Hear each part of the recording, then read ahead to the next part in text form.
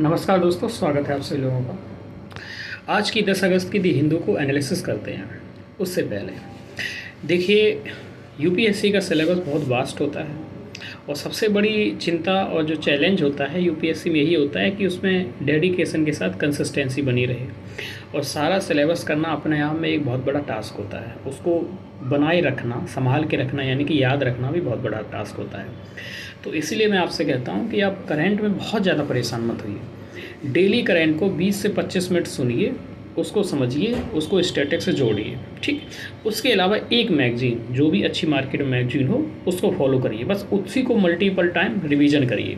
आप 1.5-2 घंटे जो करंट पे देते हो ना, उसका कोई यूज़ नहीं हो, सब बेसलेस होती है। आज ट्रंप ने कुछ कहा, कल कहा, उनका कुछ भरोसा नहीं कि आज क्या बोला कल क्या बोला। तो इतना समय अननेसेसरी मत दिया करिए।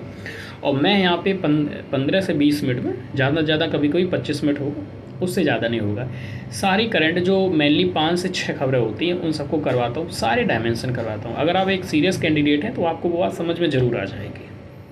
और अगर आपको, देखिए, जो मेरी क्लास है इसमें आपको रस नहीं मिलेगा। हाँ, इसमें आपको वो कंटेंट मिलेगा जो परीक्षा में आता है, तो परीक्षा में आने वाला कंटेंट मिलेगा, प्रीलिम्स और मेंस दोनों में, ठीक है। शुरू करते हैं। जो पहली खबर है ये प्रीलिम्स की है। पुल्लीकली एक डांस होता है जो कि केरल में आयोजित किया जाता है, एक फोक डांस है केरल में। तो उस पर चर्चा में चल रहा है। आखिर में चर्चा में क्यों है? देखिए, पुल्लीकली एक डांस होता है, इसी को टाइगर डांस भी कहते हैं, ठीक है। ये होता क्या है, सबसे पहले समझिए। केरल में एक ओणम त्यौहार होता है, ओणम फेस्टिवल मनाया जाता है केरल में, ठीक है।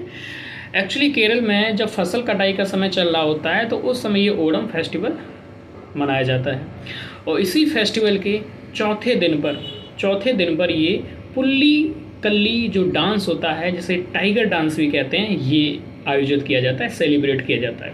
इसमें होता है, सभी लोग शेर के नकाब में होते हैं, शेर का टैटू पूरे शरीर पे बनवा लेते हैं, शेर के चित्र बनवा लेते हैं, शेर की खोपड़ी पहन लेते हैं और ये डांस करते हैं। इसकी जो थीम होती है वो होता है टाइगर हंटिंग। टाइगर को हंट किया जाता है, ठीक है ना, उसका शिकार किया जाता है।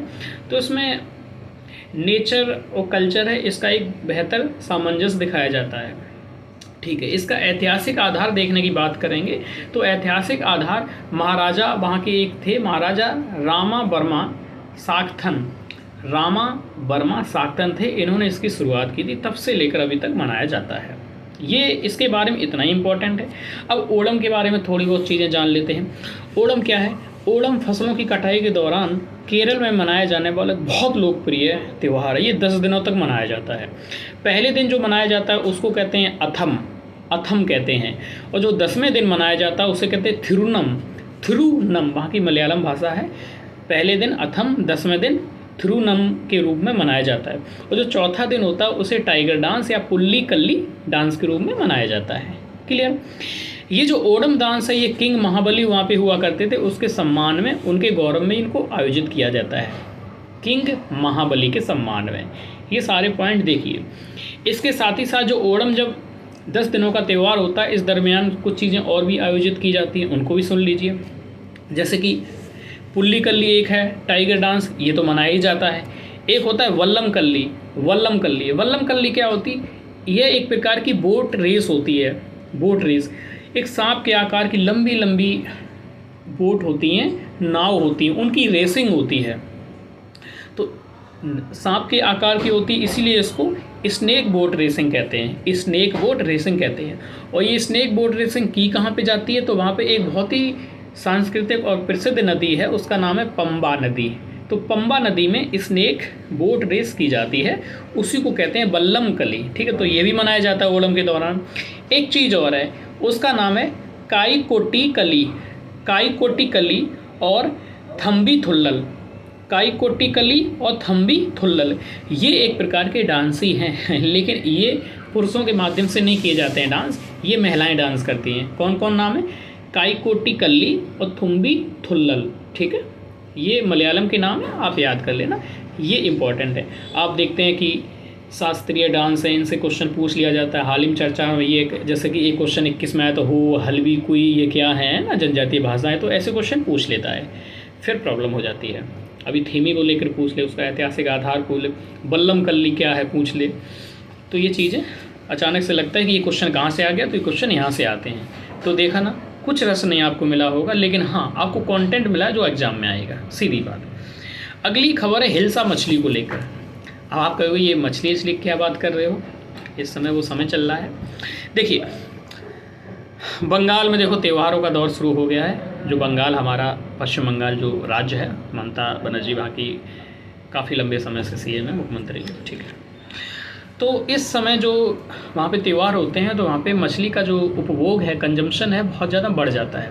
और जो हिल्सा मछली है खाने में बहुत स्वादिष्ट लगती है और ये बहुत हाई क्वालिटी की होती है, ऐसा इसके खाने वाले लोग का कहना है। तो ये जो हिल्सा मछली है ये इसका सबसे ज़्यादा प्रोडक्शन जो होता है बांग्लादेश में होता है। दुनिया में जितना भी हिल्सा मछली का उत्पादन होता है उसका अकेले 70% उत्पादन बांग्लादेश में होता है। तो दैट्स वाई हम बांग्लादेश से इसको आयात करते हैं। यद्यपि भारत में भी इसका उत्पादन होता है लेकिन कम मात्रा में होता है और बहुत महंगी भी मिलती है। ये बहुत महंगी होती है, 1 किलो आपको करीब 1000 के आसपास रुपये मिलेगी 1 किलो, ठीक है ना। हाँ, तो बांग्लादेश से मंगा लेते हैं क्योंकि सस्ती पड़ जाती है, भारत में महंगी और पड़ती है और उतनी डिमांड भी फुलफ़िल नहीं हो पाती है इंडिया में क्योंकि उसका प्रोडक्शन वहाँ ज़्यादा है। और हिल्सा मछली का महत्व इतना है कि बांग्लादेश का राष्ट्रीय फ़िश है, ठीक है, नेशनल फ़िश है बांग्लादेश का, और खूब एक्सपोर्ट करता है, खूब पैसा कमाता है, डॉलर कमाता है बांग्लादेश राष्ट्रीय मछली घोषित करने के नाम पर। अब ये पाई कहाँ जाती है, तो मुख्य तौर पर ये बंगाल की खाड़ी में पाई जाती है, ठीक है, बंगाल की खाड़ी में। एक जो फैक्ट इससे संबंधित इंपॉर्टेंट है उसे देखिए। एक एनाड्रोमस माइग्रेशन कहते हैं, एक शब्द आता है कि एनाड्रोमस माइग्रेशन, ANADROMOUS और माइग्रेशन। तो एनाड्रोमस माइग्रेशन क्या होता है, इसमें ये होता है जैसे कोई भी प्राणी है किसी एक इकोसिस्टम में रहता है, ठीक है, सर्वाइव वो किसी एक इकोसिस्टम में करता है, लेकिन जब उसको प्रजनन करना होता है, ब्रीडिंग करनी होती, बच्चे पैदा करने होते, तो किसी दूसरे इकोसिस्टम में माइग्रेट करता है, वहाँ पे रहता है, बच्चे पैदा करते हैं, छोटे छोटे बच्चे बड़े होते हैं, फिर वहाँ से ये माइग्रेट करके वापस वहीं पहले वाले स्थान पे आ जाते हैं। तो इसे एनाड्रोमस माइग्रेशन कहते हैं। तो जो हिल्सा मछली है ये भी कुछ ऐसा ही करती है। जो हिल्सा मछली है ये मैरीन इकोसिस्टम में पाई जाती है, यानी कि जो समुद्रीय जो जल होता है, और समुद्रीय जल आपकी जानकारी के लिए बता दूं कि ये लवणीय जल होता है, फ्रेश वाटर नहीं होता है। तो ये जो सॉल्ट वाटर है, समुद्री जल है, उसमें रहती हैं, उसी इकोसिस्टम में सर्वाइव करती हैं। कौन? हिल्सा मछली। लेकिन जब इनको ब्रीडिंग करनी होती है, प्रजनन करना होता है, तो ये फ्रेश वाटर की ओर माइग्रेट करती हैं। तो दैट्स वाई इनको एनाड्रोमस भी कहते हैं। तो आपसे अब पूछा जाए कि एनाड्रोमस क्या है, चर्चा में रहा, तो हो सकता है कभी पता चले कि ये क्या है। तो ऐसे सब ध्यान से निकलते हैं, याद रखिएगा। यही है वो एनवायरनमेंट के क्वेश्चन जो स्टैटिक्स से नहीं बनते हैं, यहाँ से बनते हैं। तो एनाड्रोमस माइग्रेशन। अब पूछा जाए हिल्सा मछली ठीक है, रहती तो बंगाल की खाड़ी में है, ब्रीडिंग कहाँ करती है? तो ब्रीडिंग के लिए तो फ्रेश वाटर चाहिए, और फ्रेश वाटर तो नदियों में मिलेगा, समुद्र में तो नहीं मिलेगा। तो इस समुद्र के माध्यम से सीधा नदियों में इंटर कर जाती हैं, जैसे गंगा हुई, ब्रह्मपुत्र हुई, मेघना हुई, तो इनमें जाती हैं, वहाँ ब्रीडिंग करती हैं, फिर वापस बंगाल की खाड़ी में आ जाती हैं, ठीक है। तो अब पूछा जाए कि ये लोकेशन कहाँ कहाँ है, तो ये बांग्लादेश में पाई जाती है, भारत में पाई जाती है, दुनिया के अन्य देश हैं उनमें भी पाई जाती है। भारत में कहाँ पाई जाती? तो गंगा का क्षेत्र है, हुगली का क्षेत्र है, महानदी का क्षेत्र है, गोदावरी का क्षेत्र है, यहाँ पर इसको पाया जाता है, ठीक है। ये सारी चीज़ें हो गई, ओके।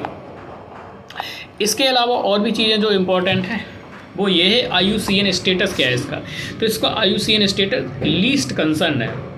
अब देखिए ऐसा है, अब हिल्सा मछली का इतना ट्रेड हो रहा है, व्यापार हो रहा है, खाई पी जा रही है, तो सीधी बात है कि इंडेंजर्ड या क्रिटिकल इंडेंजर्ड जैसी चीज़ें तो नहीं होने वाली हैं।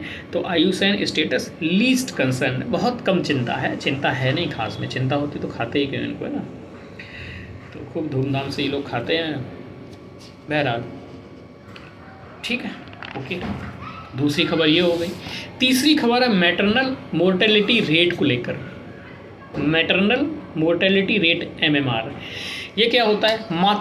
मातृत्व मृत्यु दर कहते हैं इसको। इसका मतलब होता है कि जब महिलाएं बच्चों को जन्म देती हैं तो उस दौरान कुछ महिलाओं की मृत्यु भी हो जाती है। उसके कारण अलग होते हैं कि उनको सही से खाना पीना नहीं मिला है, एनीमिया का शिकार रही हैं, हेल्थ केयर सिस्टम उनको सही से नहीं मिल पाया, वो सारी तमाम चीज़ें रहती हैं।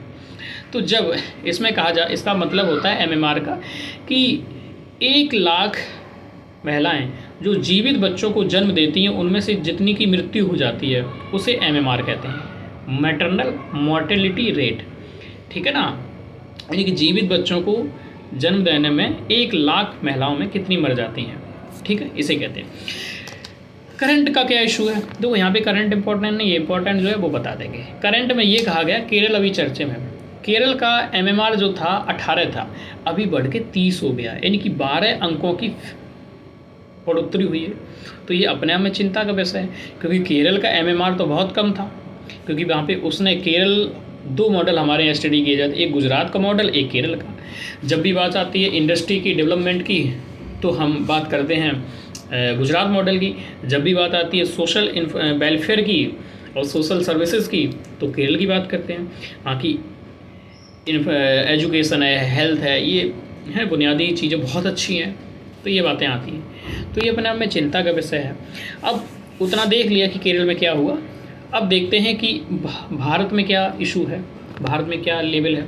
देखिए भारत में एमएमआर क्या है, वर्ष 2003 से 84 था, यानी कि 1 लाख जो महिलाएं होती थी जो बच्चों को जन्म दे दिया करती थी, 2000 में से 3 से 84 की मृत्यु हो जाती थी। ठीक है, 2000 में नहीं, 1 लाख में 3 से 84 की, वर्ष 2000 की बात हो रही। वर्ष 2020 का डेटा है तो ये घटकर 1 से 3 हो गया, 1 से 3 की मृत्यु हो जाती थी 1 लाख में। वर्ष 2023 का डेटा है कि लगभग 80 महिलाएं हैं जिनकी मृत्यु हो जाती है 1 लाख में, जब भी बच्चों को जन्म देती हैं उस दौरान। और कुल मिलाकर के 1990 के दशक से अभी तक की तुलना की जाए तो 86% हमने गिरावट देखने को मिली है इसमें। तो हमने काम तो किया है ना, तो इसके लिए हमने कुछ प्रयास भी किए होंगे, जाहिर सी बात है। तो कौन कौन से प्रयास किए वो देख लीजिए। देखिए मैं यहाँ पे कंटेंट जो बता रहा हूँ सारा डेटा है, ये आपको डेटा इंपॉर्टेंट है। वीडियो को लाइक कर दीजिए, प्यारा सा कमेंट कर दीजिए, चैनल को सब्सक्राइब कर लीजिए। ये जो PDF है बखूबी अच्छा PDF बनाया है मैंने, नोट्स के फॉर्म में, एकदम नोट्स ही है। तो इसको टेलीग्राम चैनल पे डाल दूंगा, जर्नी टू IAS PCS, उसको ज्वाइन कर लीजिए, उसको सेव कर लिया करिए। आपकी 2-2.5 घंटे की मेहनत मैं कर दे रहा हूँ, बच जाएगा टाइम आपका। ठीक है, तो जैसे जननी सुरक्षा योजना, ये सारे सीधे पॉइंट वो हैं, सीधे उठा के मेंस में डाल दो, मज़ा आ जाएगा। प्रयास का जननी सुरक्षा योजना हुई, जननी सुरक्षा योजना, जो जननी है जो जन्म देती है उसकी सुरक्षा को लेकर योजना आई।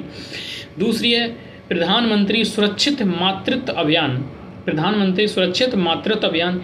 तीसरी लक्ष्य प्रोग्राम एक शुरू किया गया, लक्ष्य प्रोग्राम। चौथा एक पोषण अभियान भी शुरू किया गया है, पोषण अभियान। 5वां है एक midwifery service initiative, midwifery service initiative ये भी शुरू किया गया है। ठीक है, तो ये सब किया गया है। लेकिन अगर स्थितियां अभी भी सुधार नहीं हो रहा है बहुत ज़्यादा, तो उसके लिए और भी प्रयास किया जा सकता है। जैसे वे फॉरवर्ड क्या है कि प्राइमरी हेल्थ केयर सिस्टम है उसको सुधार कीजिए, इंफ्रास्ट्रक्चर अच्छा करिए, जो भी ग्रामीण क्षेत्र है वहाँ पे प्राइमरी जो हेल्थ सर्विस है उनको अच्छे से दिया जाए। ठीक है, उनकी डोर टू डोर पहुँच होनी चाहिए। जो महिलाएं होती हैं उनको अच्छा पोषण मिलना चाहिए, खाना पीना अच्छा मिलना चाहिए, पोषण युक्त मिलना चाहिए। महिलाएं एनीमिया का शिकार हो जाती हैं तो उन पर बाकायदा टैकल किया जाना चाहिए कि एनीमिया का शिकार ना हो। मैटरनल हेल्थ सर्विस में निवेश हमें बहुत ज़्यादा करना चाहिए, है ना। कुछ इंश्योरेंस जैसा कर दिया जाए, कुछ और स्कीम चलाई जा सकती हैं, ये सारे काम किए जा सकते हैं। तो ये भी कुछ खबर क्लियर हो गई अपनी। ठीक, अगली खबर है ब्रेन ईटिंग अमीबा। जी हाँ, सही सुना, दिमाग को खाने वाला एक अमीबा लॉन्च हो गया मार्केट में। मार्केट में नहीं लॉन्च हुआ है, इसे लॉन्च नहीं कराया गया, ये अचानक से चीज़ें आ जाती हैं, है ना। देखिए GS को डेली डिस्कस करते हैं रात में 10 बजे, तो आप लोग उसमें पार्टिसिपेट करिए, जिसमें मेंस और PT को भी डिस्कस करते हैं। आंसर राइटिंग होती है तो टेलीग्राम चैनल को ज्वाइन कर लीजिए, और वहाँ पे आंसर राइटिंग होती है बाकायदा। आपको टॉपिक दिया जाता है और टॉपिक्स पे आपको क्वेश्चन दिए जाते हैं, आपको लिखने होते हैं, उस पर आपको फीडबैक दिया जाएगा चेक करके। उसके बाद में उन्हीं क्वेश्चन को और टॉपिक को एक्सप्लेन किया जाएगा आपके सामने आपकी, ताकि बहुत अच्छी तैयारी हो जाए। ठीक है, तो और सुबह जो अपना हिंदू होता है वो तो आप देख ही रहे हो। ब्रेन ईटिंग अमीबा क्या है, देखो इसका नाम जो है नगलेरिया फॉबलेरी नाम है। ये एक अमीबा है।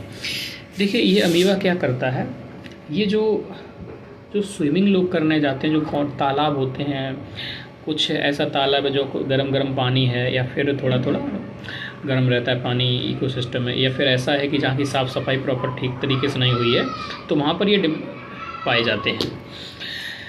लोग तैरते हैं और तैरने के दौरान ये अमीबा नाक के माध्यम से कब इंटर कर जाता है, ब्रेन में चला जाता है, पता नहीं चलता है। मुंह के माध्यम से नहीं जाएगा, याद रखना। आपसे स्टेटमेंट पूछा जाए कि मुंह के माध्यम से जाएगा, नहीं।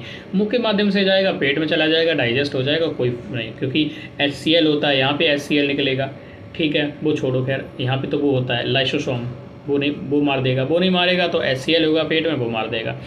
लेकिन नाक के माध्यम से माइंड में चला जाएगा और धीमे धीमे माइंड को खाने लगता है, इसलिए उसको ब्रेन ईटिंग अमीबा कहते हैं। ब्रेन को ईट करने लगता, खाने लगता है।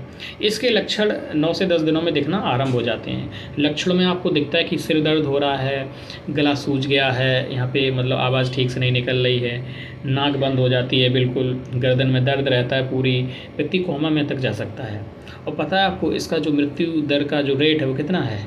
95% से ज़्यादा, यानी कि अगर हो गया तो मरने की पूरी संभावना है, ठीक है ना, समझ रहे हैं ना। 95% से ज़्यादा अगर इसमें वो है तो नहीं बचाया जा सकता, इसका कोई ट्रीटमेंट भी नहीं है, कोई बस भैया जैसे कोविड-19 में जब कोविड आया था तो कोई ट्रीटमेंट नहीं था, दवाओं का एक तुक्का लगाया करते थे, ये दवा दी, वो दवा दी, ये दवा दी, फिर पता चला ये ठीक नहीं, दूसरी दवा दी, तो यही होता रहता है, कुछ खास इसका इलाज नहीं है। तो ये केरल में पाया गया है, अभी केरल में कई सारे केस आए हैं, तो इसलिए चर्चा में ब्रेन ईटिंग अमीबा। केरल में 42 केसेस आ चुके हैं, नाक से प्रवेश करता है। अमेरिका के फ्लोरिडा में भी ये पाया गया, लक्षण आपको बता ही दिए हैं।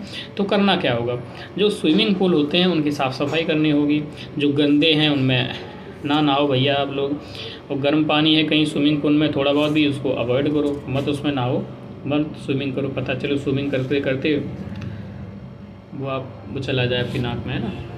अगली खबर कतर और भारत। देखो कतर जो फारस की खाड़ी है वहाँ पे एक देश है कतर, एक आइलैंड है, उसकी राजधानी दोहा है। दुनिया भर में जब भी कोई बैठक होती है कई सारी, तो कतर में खूब बैठक होती है, कतर के दोहा में, ठीक है। तो भारत और कतर के बीच में FTA की चर्चा हो रही है, फ्री ट्रेड एग्रीमेंट की, और कतर ने भी ये बात कही है कि अक्टूबर के आने से पहले हम लोग FTA कर लेंगे। तो ये बात चल रही है, देखते हैं क्या होता है। जब भी होगा एग्रीमेंट तो उससे चर्चा कर लेंगे, है ना, कतर और भारत के संबंधों पर भी कुछ चर्चा कर लेंगे।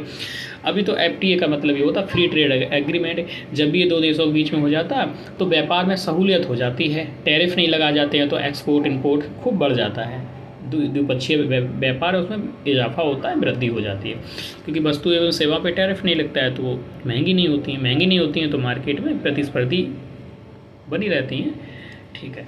अगला एक खबर है, छठी खबर जो है वाइस प्रेसिडेंट। देखिए चुनाव हुआ है वाइस प्रेसिडेंट का, तो कौन जीतता है, क्या जीतता है, ये खबर आएगी तब इस पर भी चर्चा कर लेंगे। फिलहाल में ये देख लो कि वाइस प्रेसिडेंट के फिर भी 2-3 चीज़ें आपको बता देते हैं।